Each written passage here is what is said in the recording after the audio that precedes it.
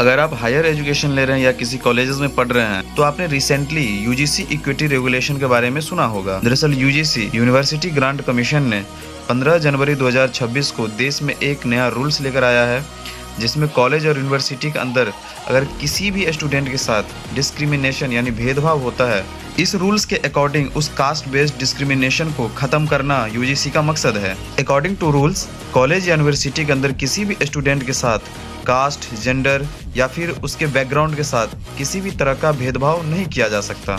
और अगर कोई ऐसा करता है तो न्यू रूल्स के अकॉर्डिंग गवर्नमेंट कॉलेजेस या फिर प्राइवेट यूनिवर्सिटी अपने कैंपस के अंदर एक कंप्लेंट इक्विटी सेल एस्टेब्लिश करेगी, जस्ट लाइक कोर्ट। और यूजीसी ने इस कंप्लेंट सेल को एस्टेब्लिश करना कंपलसरी कर दिया है। अगर किसी भी स्टूडेंट के साथ डिस्क्रिमिनेशन यानी भेदभाव होता है तो वो स्टूडेंट सेल में जाकर अपना कंप्लेंट फाइल करा सकती है और ये सेल इस पर तुरंत एक्शन लेगी। और अगर इस नियमों को यूनिवर्सिटियां अगर फॉलो नहीं करती है तो गवर्नमेंट की तरफ से मिलने वाली फंडिंग बंद हो जाएगी और यूनिवर्सिटीज को हैवी फाइन देना पड़ेगा। और इस नए रूल्स में साफ तौर पर कहा गया है कि एडमिशन के समय और हॉस्टल की एलोकेशन की प्रक्रिया में ट्रांसपेरेंसी रखी जाए ताकि स्टूडेंट्स को इक्वल अपॉर्चुनिटी मिले। अगर ये नियम अच्छे हैं तो फिर विवाद क्यों हो रहा है? तो डिस्प्यूट की मेन दो वजह हैं। ओबीसी कैटेगरी को इस फ्रेमवर्क में शामिल करना और दूसरी है वर्ल्ड लेवल पे कॉलेजेस की रैंकिंग। एक्चुअली यूजीसी के एंटी डिस्क्रिमिनेशन फ्रेमवर्क के अंदर पहले सिर्फ एससी और एसटी वर्ग ही शामिल था।